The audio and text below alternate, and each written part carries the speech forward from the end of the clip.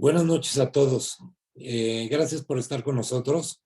Hoy tenemos un programa muy especial, la Resistencia VIP, tratando los temas coyunturales y sobre todo los temas que afectan al mundo. Tenemos la oportunidad de tener a Brenda Estefan. Es una periodista de talla internacional, una periodista que ha estado últimamente en todos los medios de comunicación. Ella habitualmente escribe para El Universal y otros medios de comunicación que ahorita Brenda nos podrá decir, pero finalmente Brenda es una estudiosa de los asuntos internacionales. Ella es egresada de la London School of Economics y pues es toda una autoridad en el tema. Ella hoy, en estos días, le ha dado seguimiento a todo el conflicto Rusia-Ucrania y tiene conocimiento sobre diferentes aspectos. ¿Qué me gustaría? Bueno, Brenda, primero que nada, bienvenida y muchas gracias por darle a la Resistencia VIP esta oportunidad. Rafa, muchas gracias por la invitación a estar con ustedes. Para mí es un gusto. Pues sí, en efecto, más que un trabajo periodístico, llevamos a cabo un trabajo de análisis, tratando de entender de mejor manera qué es lo que está sucediendo y aportando elementos históricos, geopolíticos, económicos que puedan ayudar a tener un mejor entendimiento de lo que implica la guerra en Ucrania, estimado Rafa. Sí, oye Brenda, ¿por qué no nos ayudas? Y rápidamente, bueno, tú tomas tu tiempo, pero rápidamente platícanos un poquito del contexto del conflicto ruso-ucrania en general, porque aunque lleva ya 35 días y todos ya aprendimos mucho sobre Ucrania, sobre Rusia, sobre el conflicto, pero tal vez haya gente que no entiende todavía por qué está pasando esto, y si nos puedes dar un poquito de contexto histórico para que la gente pueda entender desde el principio y luego ya nos vamos avanzando a cosas más avanzadas. ¿Te parece bien, Brenda? Gracias, Rafa. Mira, la verdad es que hacer un recuento histórico que pueda dar una perspectiva amplia y, digamos, un poco más balanceada de por qué llegamos al punto en el que estamos, nos tomaría aquí una hora, pero diré algunos pequeños detalles nada más. Espero no omitir cosas importantes, Rafa, porque de verdad que hay que hacer un esfuerzo de síntesis porque este tema podría tomar mucho tiempo para verdaderamente desmenuzarse. Diría yo que la historia rusa y la historia ucraniana en efecto tienen elementos en común. Entre el siglo IX y el siglo XII existió un principado eslavo oriental que era la Rusia de Kiev, que tenía capital justamente en la ciudad de Kiev, y el territorio que hoy conocemos como Ucrania a lo largo del tiempo formó parte tanto del imperio austrohúngaro como del imperio ruso. Ya los primeros esfuerzos de independencia los vemos por ahí de 1918, en el marco, digamos, de la Primera Guerra Mundial y el periodo de entreguerras. Después de la formación de la Unión Soviética, Ucrania se constituye como una de las repúblicas parte de la Unión Soviética. Y durante esa época, el gobierno de Stalin busca rusificar, digamos, a las diferentes repúblicas y hay mucha reticencia de parte del pueblo ucraniano, que tenía una lengua, una cultura, había asociaciones de poetas ucranianos, había asociaciones de escritores, y como se negaban a la rusificación, a dejar su lengua y su cultura, pues hubo de alguna manera una especie de castigo por parte del Kremlin, que es el famoso Holodomor, esta hambruna de los años 30, en la cual perdieron la vida casi 4 millones de ucranianos, prácticamente, Rafa, muertos de inanición, digamos, no tenían alimentos para seguir sobreviviendo. Entonces esto fortalece de alguna manera, sí, al nacionalismo del país, que ya existía desde los primeros intentos de independencia, y bueno, llegamos de alguna manera al fin de la Unión Soviética y las negociaciones para la independencia de Ucrania como la conocemos. En 1991 se vota un referéndum en el cual con más del 80% de la participación de los votantes registrados, cerca del 90-91% votan a favor de la independencia de Ucrania. A partir de ahí vemos el nacimiento de Ucrania como un país, digamos, independiente. En 1991, 1994 se firma el famoso Memorándum de Budapest, por el cual Ucrania cede sus armas nucleares a Rusia a cambio de un reconocimiento y un respeto de sus fronteras. Unos años después, digamos, tratando de brincar un poquito rápido en el tiempo, llegamos a el 2013. En 2013, a finales, el entonces presidente Víctor Yanukovych se niega a firmar un acuerdo de asociación con la Unión Europea que estaba ya listo para adoptarse. Se niega a ello por presiones del Kremlin y se desata la famosa revolución Euromaidán, por el nombre de la plaza en la ciudad de Kiev, en donde se dan las manifestaciones, la plaza de Maidán, en donde en efecto, pues a lo largo de 3 meses de protestas pierden la vida 100 personas, hay una represión cruenta por parte de las fuerzas del orden, y como no cesa la efervescencia, termina finalmente Víctor Yanukovych siendo exiliado a Rusia y dejando el poder, es derrocado el poder, algo que en efecto hay ahora quien apunta fue orquestado desde Washington. Esto se debe a una llamada entre la subsecretaria Nuland y el embajador de Moscú, el embajador de Estados Unidos en Kiev. Pero en realidad, pues esto es una llamada que en efecto pues preocupa, pero no es una práctica aislada. Rusia y Estados Unidos ambos han intervenido en procesos políticos y electorales en países de intereses, digamos, del círculo contrario. Históricamente y todavía de manera reciente, la participación de Rusia en procesos como los separatistas de Cataluña, como las elecciones en República Checa, ha sido también ampliamente documentada. Esto nada más para ir desenmascarando algunos mitos, Rafa. Y bueno, llegamos al 2014 a partir de estas revueltas del Euromaidán, estas protestas, pues Rusia invade en 2014, inicios de 2014, invade el territorio de Crimea y lo anexa al territorio ruso. Y ahí vemos que se genera presión entre los grupos separatistas prorrusos y las fuerzas ucranianas en diversas partes del país, particularmente en la región de la ciudad de Odessa, el puerto de Odessa, conocidos como los enfrentamientos de Odessa, en donde hay pues importantes pérdidas de vidas humanas y un elemento otra vez que utiliza el Kremlin como parte de su discurso, que es la quema de un edificio en donde pierden la vida 42 rusos étnicos y 2 ucranianos. Este evento atroz es uno de los elementos discursivos que maneja Moscú. Y bueno, también vemos que en paralelo se suelta ya pues la disputa por la región del Donbass. Las fuerzas separatistas pro Rusia se hacen del control de algunos edificios públicos y se desata una guerra entre las fuerzas ucranianas y los separatistas que llega hasta nuestros días. Desde 2014 hasta hoy hay una guerra en la región del Donbass, de la cual se hablaba muy poco en Occidente, pero que ha cobrado la vida de 14,000 personas y que ha dejado desplazados a 1 millón de personas. Entonces, lo que vemos en diciembre del año pasado es como Rusia apuesta sus militares al ejército ruso en la frontera ruso-ucraniana. Con eso busca generar presión en Occidente. Se generan unas mesas de negociación en enero de este año en Ginebra, no avanzan realmente, no hay algo tangible de avances.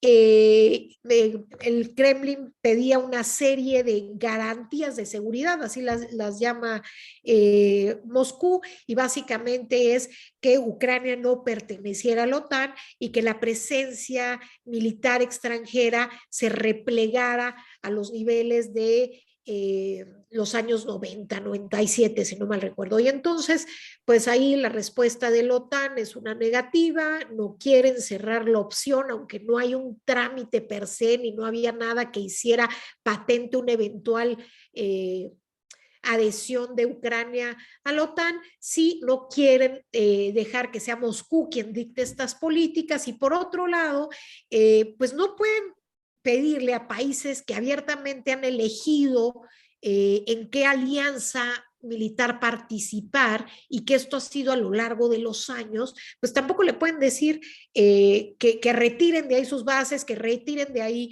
la presencia de la OTAN. Lo que alega el Kremlin es que en la negociación de la unificación de Alemania, el gobierno de Bush padre y el de Gorbachev habían acordado que la OTAN no movería sus fronteras hacia el este. Lo cierto, Rafa, es que no hay ningún documento escrito. Los historiadores, por más que han tratado de buscar para ver quién, digamos, está, a quién le asiste la razón, pues no han encontrado nada. Y en todo caso, si fue así, fue un trato de palabra. Lo cierto es que sí, las fronteras de la OTAN se fueron acercando hacia Rusia, no tanto por una presión desde Occidente, sino también por una voluntad de estos países, particularmente algunos de ellos que fueron en su momento ocupados por Rusia, como es el caso de los bálticos, y que hoy o en los últimos años, digamos, decidieron como una garantía de seguridad acercarse a la OTAN. Llegamos al momento, como decíamos, actual, no avanzan las negociaciones en enero y el 22 de febrero el Kremlin reconoce las repúblicas, las autoproclamadas repúblicas independientes de Donetsk y Lugansk, les reconoce la independencia, a partir de ello hace una primera incursión militar diciendo que se trata de fuerzas de mantenimiento de la paz y el día 24 de febrero se lanza ya la guerra a gran escala como la conocemos ahora, digamos, desde diversos frentes, desde Bielorrusia, desde Crimea y desde Rusia. Y bueno, ya sabemos a lo largo de estos 35 días de guerra, pues las atrocidades que se han cometido y las violaciones al derecho de guerra por parte, desde luego hay atrocidades en ambos sentidos, pero claramente de manera sistemática por parte del gobierno ruso que entra a un territorio de un país independiente, violando el derecho internacional, violando la autonomía de este, violando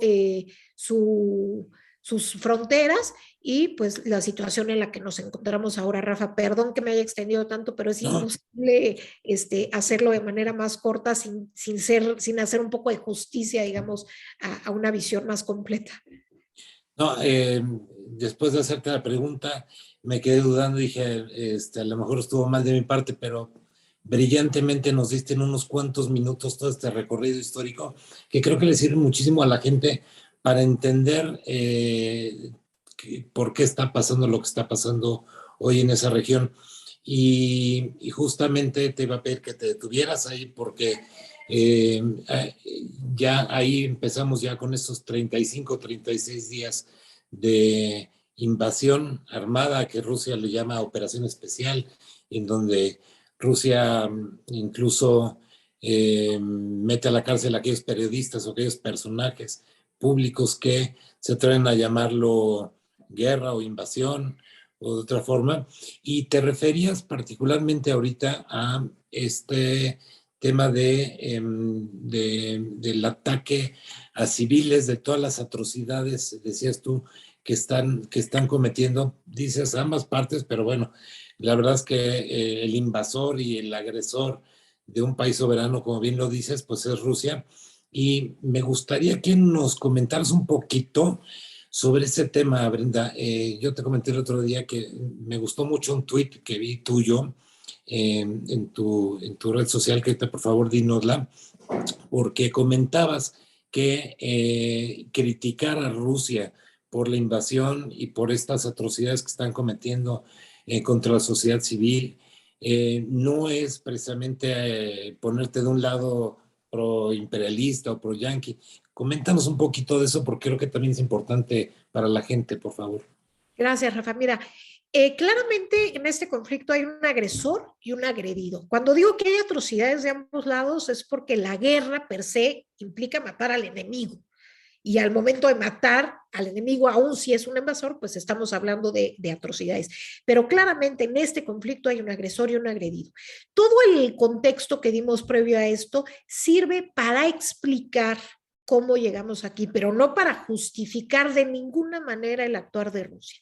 Rusia está violando el derecho internacional, Rusia está violando sus propios acuerdos, como ya habíamos dicho en el memorándum de Budapest, se acuerda el reconocimiento de las fronteras de Ucrania, pero parece que Vladimir Putin regresa en esta visión histórica en la que quiere reconstruir una gran Rusia y que ve a Ucrania como parte de Rusia. Entonces, publica este documento el año pasado, en julio del año pasado, en el sitio web del Kremlin, que lo pone en inglés, en ucraniano y en ruso, de más de 40 cuartillas, en donde hace toda una, pues todo un ensayo sobre el tema y básicamente a través de una manipulación de la historia llega a la conclusión de que Ucrania se separó de Rusia básicamente por la influencia de Occidente y que no hay un pueblo ucraniano ni un país ucraniano. Prácticamente lo pone como un invento.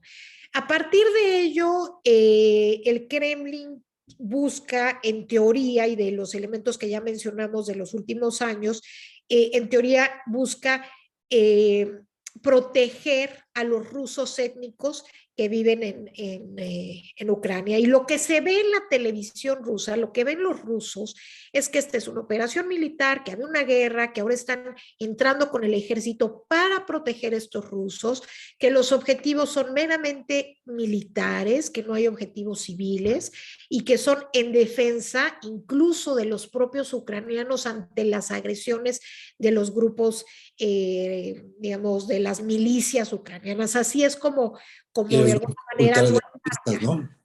Exacto, y así es como lo enmarcan, pero entonces no presentan estas cosas que vemos en Occidente. Por ejemplo, este teatro en la ciudad de Mariupol, en donde con letras enormes se puso niños en color blanco que se podían ver desde incluso las imágenes satelitales en idioma ruso para que los aviones rusos supieran que ahí había niños y no bombardearan. Y sin embargo, el espacio fue bombardeado y perdieron la vida muchas personas. Entonces, ha habido ataques a hospitales, ha habido ataques a escuelas, a hospitales infantiles. Realmente se ha pues de alguna manera, si me permite, se ha sirianizado el ataque ruso al estilo de lo que ha sucedido en la guerra en Rusia, que es pues acabar, digamos, arrasar con algunas zonas del país sin importar el costo de civiles. Y lo que vemos es como en ciudades como Mariupol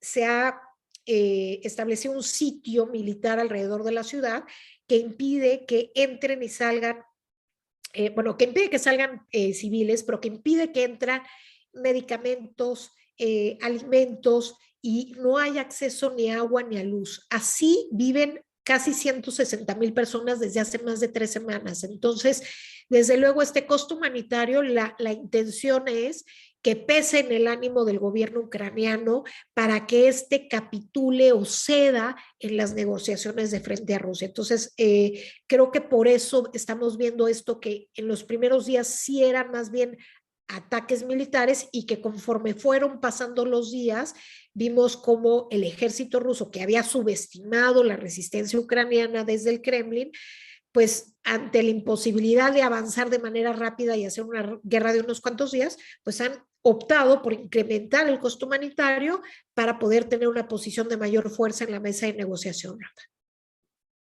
Sí, y bueno, comentaste algunas de las razones que argumenta Rusia, pero también Rusia argumenta dos cosas.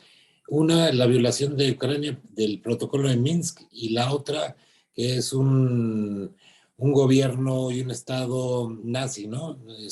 Proderechista, y entonces también usan esos argumentos cuando parece ser que los nazis son los rusos, ¿no? O sea, en realidad es impresionante cómo eh, hay, pues llamaría yo, ciertas similitudes entre la invasión nazi a Polonia y el principio de la guerra en Europa. Con esto, ¿no? ¿Tú lo ves igual que yo o estoy exagerando?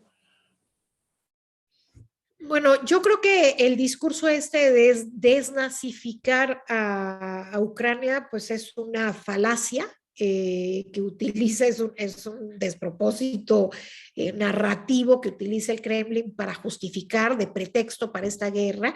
En realidad, el presidente Zelensky es el único presidente judío en este momento, el único jefe de Estado aparte del primer ministro Bennett, el primer ministro de Israel.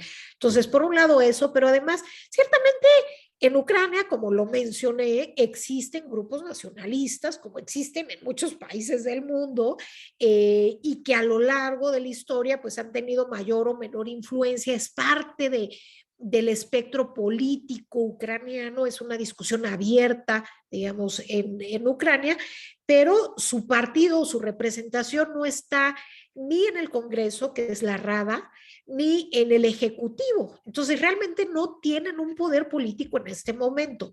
Sí hay un par de milicias, una de ellas, el famoso batallón de Azov, con esta inspiración ultranacionalista que en el caos de la guerra del Donbass fue reconocido desde Kiev de alguna manera para tener mayor control de lo que estaba sucediendo en el terreno. Pero este batallón que se fundó con una ideología más de ultraderecha, a lo largo del tiempo esa ideología se fue desdibujando porque realmente se fueron sumando personas de todo tipo de ideologías y no es estrictamente como se presenta un grupo neonazi. En realidad hay grupos de extrema derecha como los hay en Alemania, en Estados Unidos, en Austria y en muchos otros países, en Francia y en muchos otros países. No es nada que tenga un control político ni que desde el Estado se establezca una manera estructural de acabar con una minoría rusa, ni mucho menos. Eso es totalmente falaz y construido como un pretexto.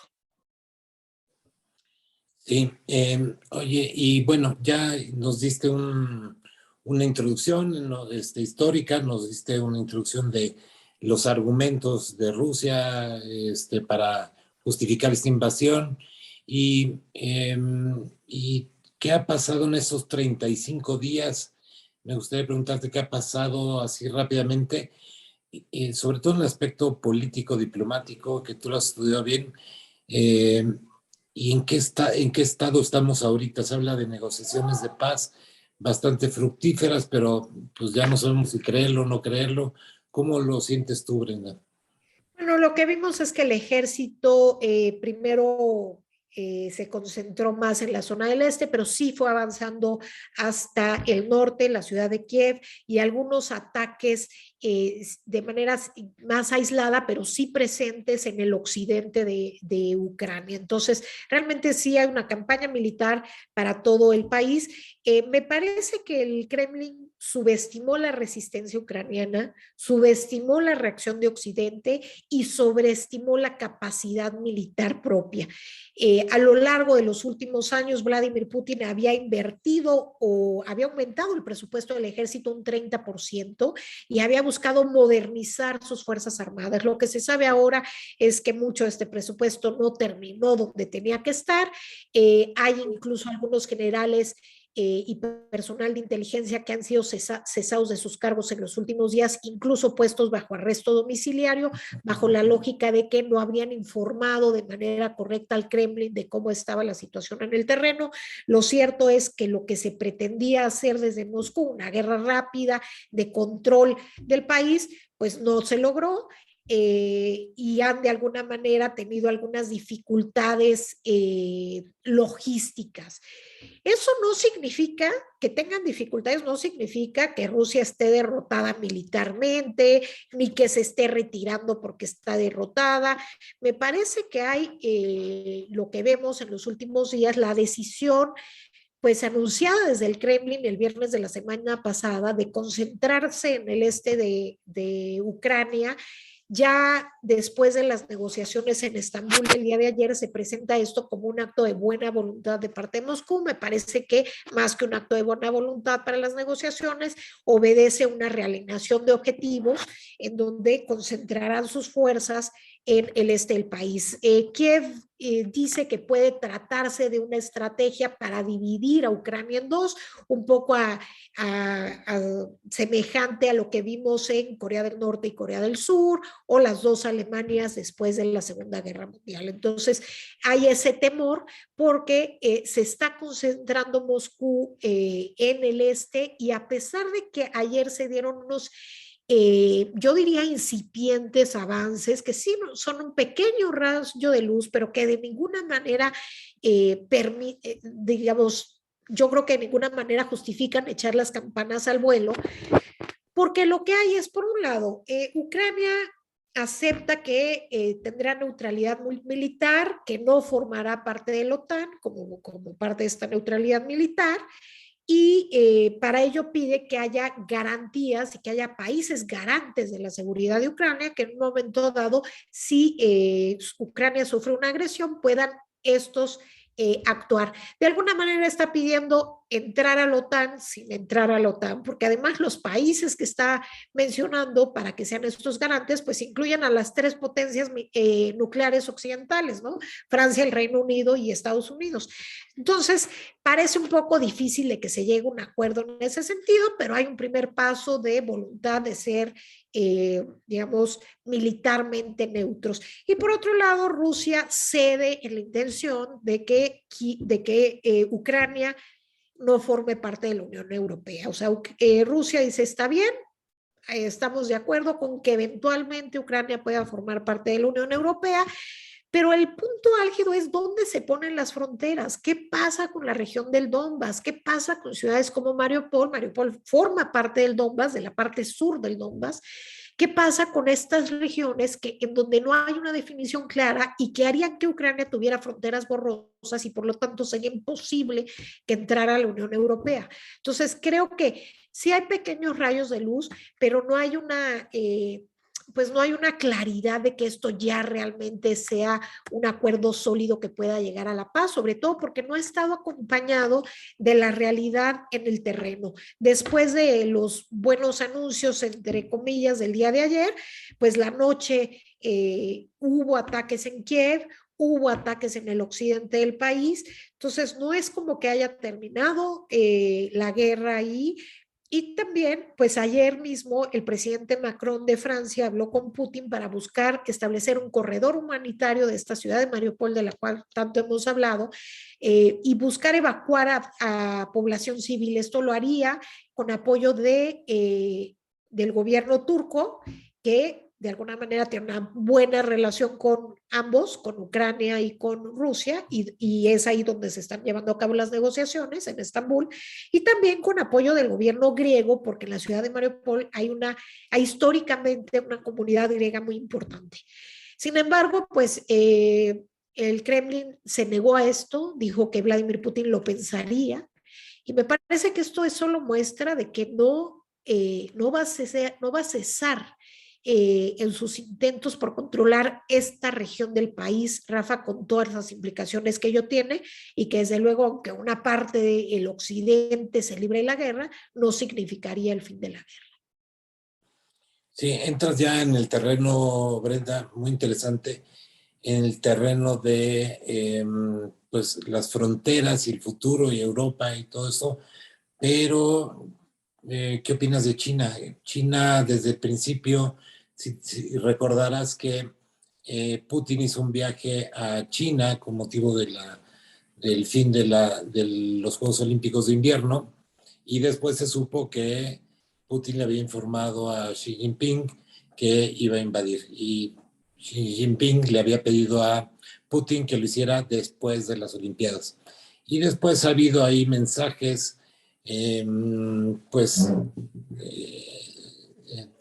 tímidos de China de criticar la invasión, pero también le lanza ciertos guiños a Putin, y China como que no se decide, como que tiene, obviamente pues se trata de intereses económicos tanto con Rusia como con Occidente.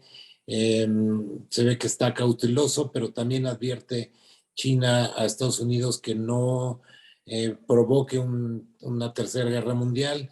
En fin, y parece ser que en lo que parece ser el nacimiento de un nuevo orden mundial que no sabemos todavía hacia dónde se va a decantar, China está jugando un papel estratégico como bisagra o como pues se puede decir como mediador, o sea, no se pasen de la raya, porque aquí estoy yo, ¿no? ¿Qué opinas tú del papel de China? Eh, China y Rusia se fueron acercando, sobre todo desde la caída de la URSS. Moscú dejó de ser una amenaza para Pekín y empezaron a tener una relación más dinámica. Después de 2014, tras la anexión de Crimea y la primera ronda de sanciones impuestas por Occidente a Rusia, Rusia se da cuenta que tiene que buscar mercados alternativos y voltea hacia y particularmente a China. Desde ahí, el comercio entre ambos países se ha vuelto más vigoroso, se inauguró un gasoducto que va del este de Siberia hasta China y de alguna manera la venta de productos agrícolas y de hidrocarburos de Rusia a China ha incrementado de manera importante en los últimos años. En diciembre del año pasado, si no mal recuerdo, el 15 de diciembre se lleva a cabo una reunión, una cumbre virtual entre Xi Jinping y Putin, en donde ya se presenta esta visión común de que apoyan un poco la visión diplomática del otro. Luego, el 4 de febrero, hay esta inauguración de los Juegos Olímpicos, en donde Putin es recibido como el invitado de honor en Pekín para la inauguración, y en el marco de este evento se reúnen ambos presidentes y dan a conocer una declaración conjunta en la cual dicen que no hay áreas prohibidas para su cooperación y que su cooperación es más fuerte que nunca. Entonces, a partir de ello y del inicio de la guerra, pues ha habido mucha especulación sobre qué tanto va a participar Pekín o no en la guerra.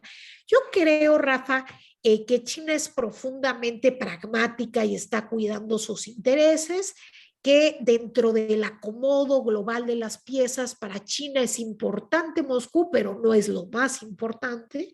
De alguna manera le da más equilibrio a la relación de poder de cara a Estados Unidos, tienen como enemigo en común el modelo liberal occidental, tienen la misma percepción de que Estados Unidos va en declive, esto lo leen a partir de la toma del Capitolio el 6 de enero del año pasado y la caótica retirada de Afganistán en agosto del año pasado. Pero no es únicamente esto lo que preocupa a China y por eso me parece, en términos diplomáticos, ha mantenido una ambigüedad, no, se abstuvo de la votación tanto en el Consejo de Seguridad de Naciones Unidas como en la Asamblea General, y me parece que en términos diplomáticos se estará haciendo ese juego de cadera según le convenga, es decir, cuando Rusia reconoció a Donetsk y a Lugansk como repúblicas independientes, se opuso Pekín a la visión de Moscú porque no le conviene que se reconozcan repúblicas independientes por el tema de Taiwán y Hong Kong. Pero cuando vienen las sanciones de Occidente, Pekín también se queja de estas sanciones y se pone del lado de Moscú diciendo que estas sanciones son moralmente incorrectas. En realidad también está preocupada por si en algún momento sanciones similares le son impuestas si tomase una acción en torno a Taiwán o en la región del Indo-Pacífico. Entonces creo que en términos diplomáticos seguirá así, jugando al coqueteo con ambos bandos, sin tomar posiciones claras. Vimos hoy al ministro de Relaciones Exteriores ruso que estuvo de visita en Pekín por la reunión multilateral para tratar el tema de Afganistán, pero aprovecharon tanto Pekín como Moscú para mandar mensajes de unidad. Lo cierto es que a nivel narrativo, discursivo, sí hay un respaldo a la versión de Moscú desde Pekín, tanto a través de los medios de comunicación del Partido Comunista Chino como desde el gobierno, en donde se suscriben algunos de los argumentos de Moscú. Pero en términos económicos, más allá de que en efecto existe una relación comercial dinámica, me parece que China será cuidadosa de no abierta y burdamente ser el espacio a través del cual Rusia le dé vuelta a las sanciones. Esto se ve con el tema de las de las partes de avión, digamos, de la industria aeronáutica, en donde Airbus y Boeing han dejado de suministrar piezas a Rusia por las sanciones. Rusia volteó a Pekín para pedirle este tipo de suministro y Pekín se lo negó. Entonces es una muestra de que no habrá un burdo, por lo menos no abiertamente y de inicio, no será una forma de darle vuelta a todas las sanciones. Y por otro lado, en términos militares, yo no creo que Pekín se vaya a involucrar, no le conviene un conflicto de mayor escala, no le conviene una inestabilidad global mayor, sobre todo porque en octubre de este año es la 20ª reunión del Partido Comunista Chino, en la cual Xi Jinping buscará su reelección, bueno, más que su reelección, la extensión de sus mandatos, y no querrá poner esto en juego con una situación económica complicada. Recordar que para China es 4 veces mayor el mercado estadounidense que el mercado ruso y 5 veces mayor el mercado europeo que el mercado ruso. Entonces creo que en esa lógica no se involucrará militarmente. Habrá que ver una vez que Rusia finalmente, si necesita misiles o municiones, qué sucede, pero creo que no intervendrá militarmente China. Ya escuché tu voz y creo que te estoy explotando demasiado, pero es que no podemos perder la oportunidad que tenemos de platicar contigo y más así en exclusiva. Y me parece que gracias a ti está resultando un programa súper interesante para toda la gente que escucha la Resistencia VIP. Me gustaría casi por último preguntarte algo derivado de lo último que comentabas. Eh, ¿Hacia dónde crees que va el conflicto entonces, Brenda? Nos has dado algunas luces, pero ¿hacia dónde crees que va Putin? ¿Hasta dónde va a llegar? ¿Hasta dónde crees que Zelensky, quien se ha convertido en un rockstar, por cierto, internacional y un símbolo junto con el pueblo ucraniano de patriotismo, valentía y heroísmo, estoicismo, hasta dónde Zelensky podrá ceder y el pueblo ucraniano? Y también ya por último, digo, ya te junto las preguntas para que después contestar así en grupo. Biden también y Occidente, ¿hasta dónde está su línea, no? Me imagino que está un poco parecida a la de China, en donde pues sí tienen que entrar, pero también cuidando que esto no escale a mayores, pero también tratando de poner ciertos límites.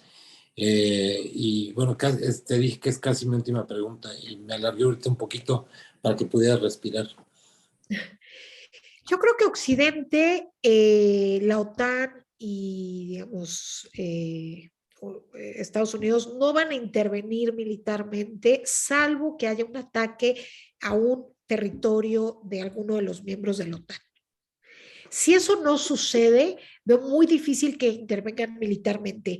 El segundo escenario es el uso de armas biológicas, armas químicas, que el secretario general de la OTAN, Jens Stoltenberg, ha dicho que cambiaría la naturaleza del conflicto y habría consecuencias. No dice cuáles son estas consecuencias, me parece acertado, pero sí intenta marcar esta línea roja, algo que ya habíamos visto en Siria, Rafa, en donde Estados Unidos marca una línea roja respecto al uso de las armas químicas en 2013.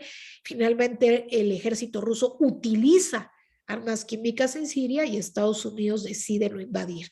En ese momento, Biden era vicepresidente de Estados Unidos y él se opuso a la decisión de Obama de no intervenir. Entonces, yo creo que Moscú sabe todo esto y lo está tomando en cuenta, está valorando sus opciones, el costo que éstas tengan. Y creo que es muy difícil saber hasta dónde está dispuesto a llegar Vladimir Putin. Mucho se ha hablado de cómo está aislado, de cómo sus círculos de poder realmente ni siquiera los hombres más cercanos están muy cercanos a él.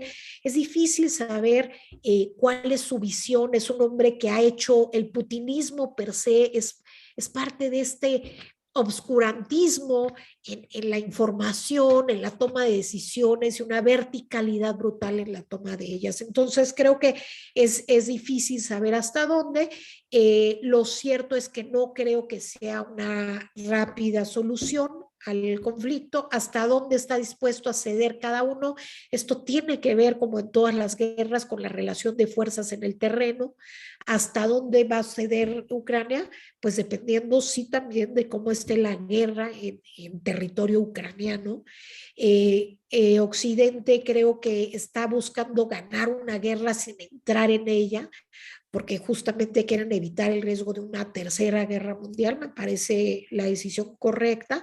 Eh, pero bueno, pues vemos, como dices tú, a Zelensky hablándole a los parlamentos del mundo, en lugar de quedarse en reuniones bilaterales con sus homólogos, va de giras a los parlamentos, a los medios de comunicación, tratando de influir en la opinión pública para que ésta presione a las autoridades de sus países y tomen decisiones entre lo que actualmente se hace y un involucramiento militar directo. O sea, todo lo que pueda encontrarse ahí, que todavía hay un espacio estrecho, pero lo hay, para apoyar de mayor manera a Ucrania. Entonces, creo que desgraciadamente es prematuro echar las campanas al vuelo por las negociaciones. Creo que en efecto Rusia se concentrará más en Occidente y puede aumentar sus ataques en esta región.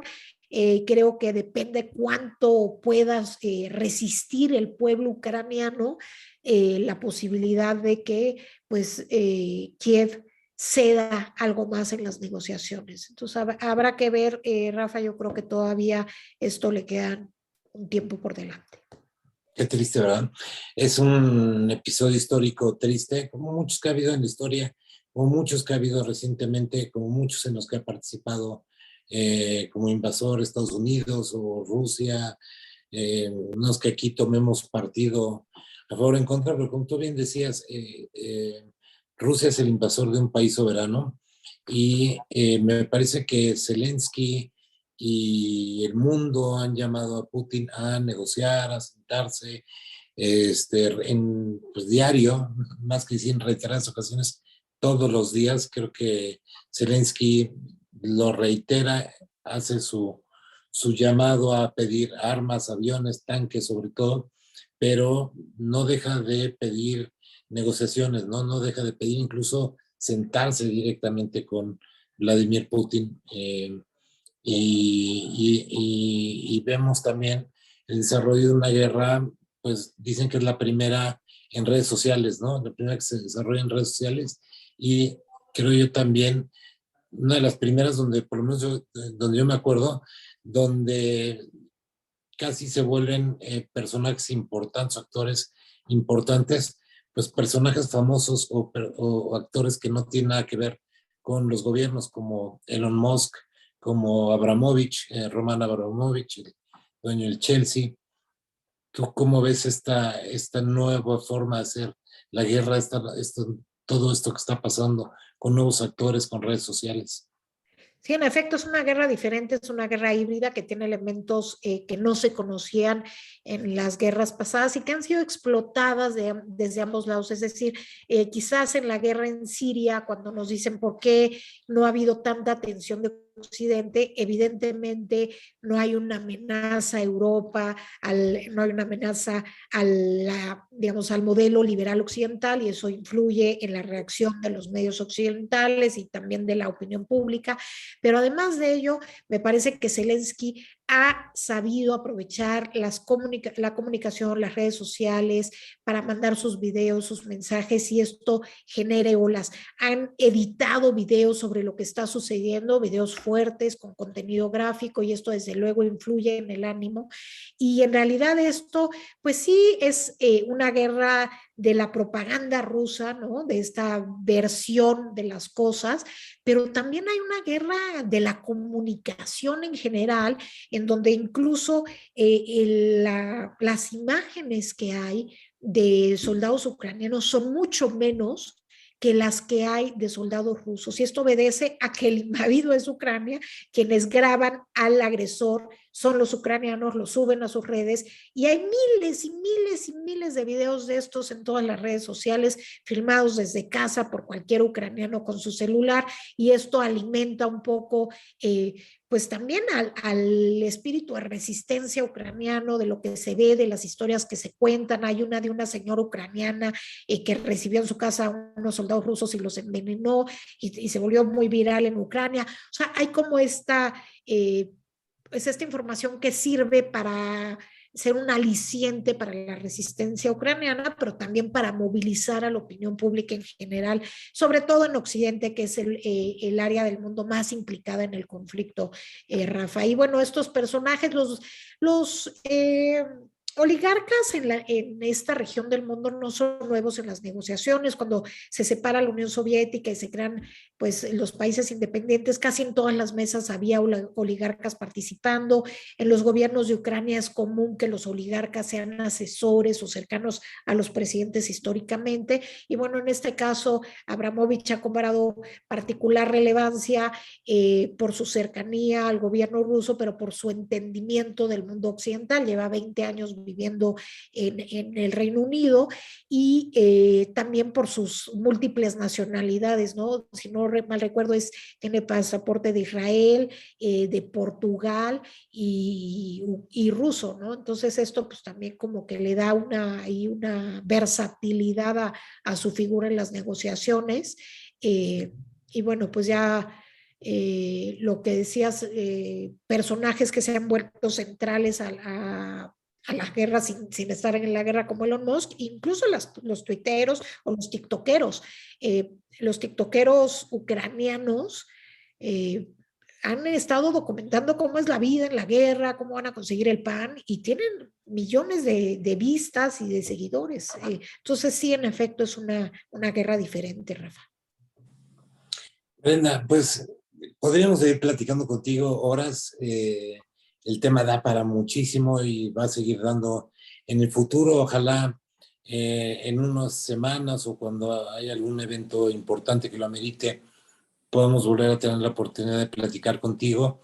Pero me gustaría darte el micrófono por última vez para que nos hicieras cualquier comentario que desees, algo que nos haya faltado preguntarte, que nos quieras comentar, actualizar, cualquier cosa que creas importante.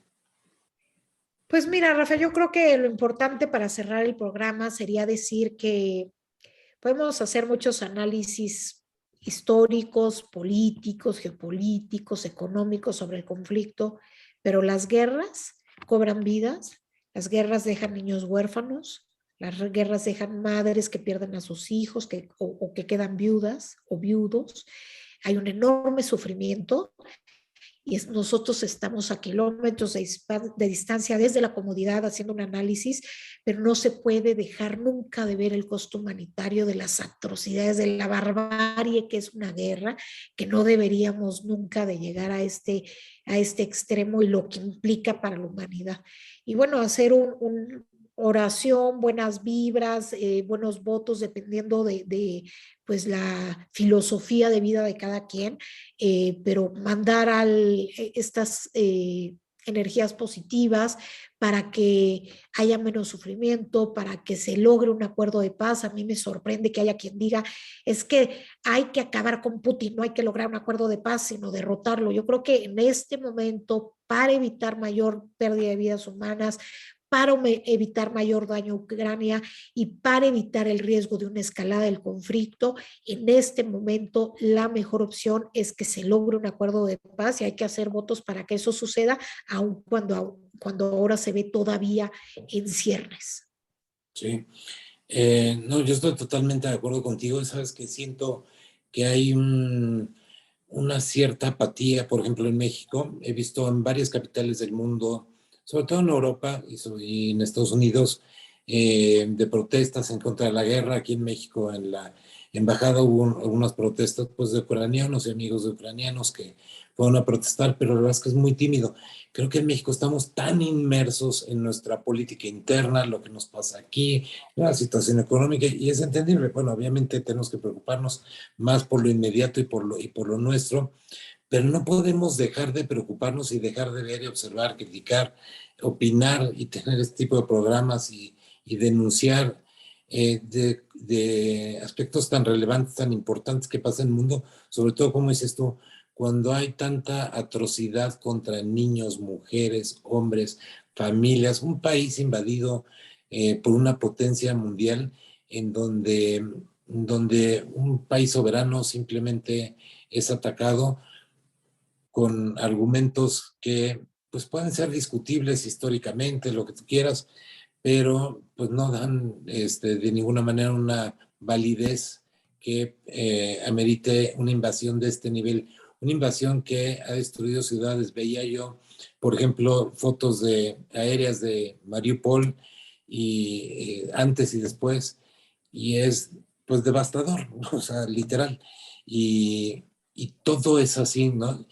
Me parece que también la, la, mm, la gente, es bien importante destacar la gente que ha estado ayudando a los ucranianos en Polonia, en Alemania, brindándoles sus casas, etcétera, pues ha sido de llamar la atención y que es algo que nos debería mover. Ya después ahí también están alarmando que grupos de la delincuencia organizada pudieran estar agarrando personas para otros fines ilegales, pero también ha habido una conciencia en Europa, sobre todo, creo que en Europa, sobre todo porque pues ahí han vivido guerras con relativa, eh, eh, hace pocos años relativamente, y saben lo que es eso. Creo que en México no lo sabemos, gracias a Dios, pero creo que deberíamos ser mucho más sensibles a estos temas, Brenda.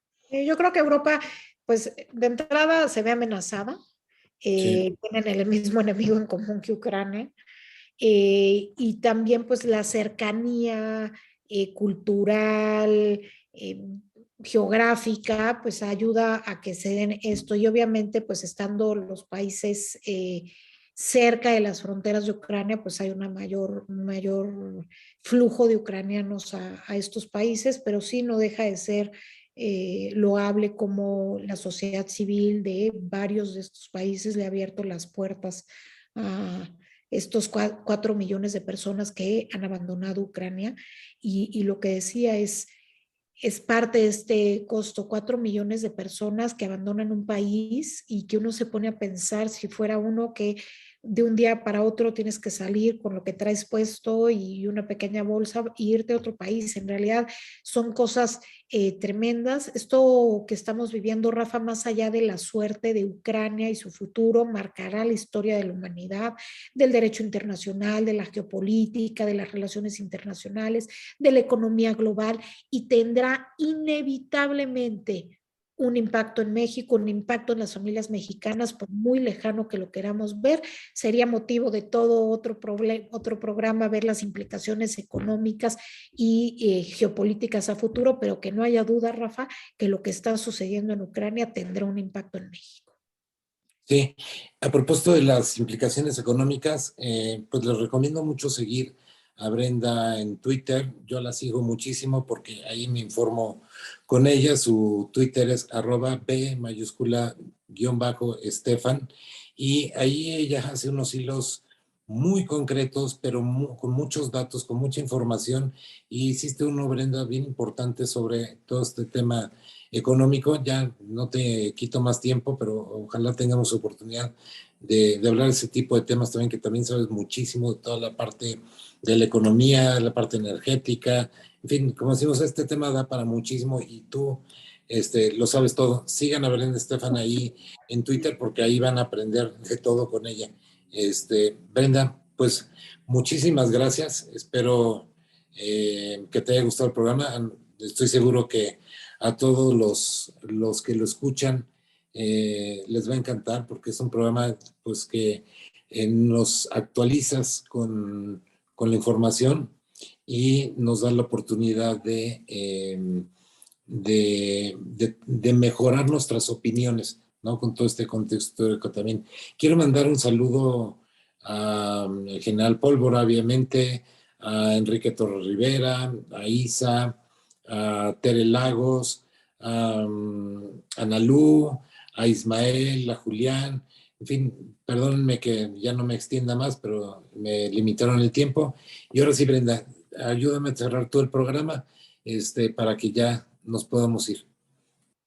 No, gracias Rafa, gracias a ti y a la Resistencia por la invitación. Un gusto haber estado con ustedes. Esperamos que no sea la última vez, que tengan una buena tarde o noche, dependiendo de cuándo nos escuchen, y nos vemos pronto para seguir conversando sobre estos temas.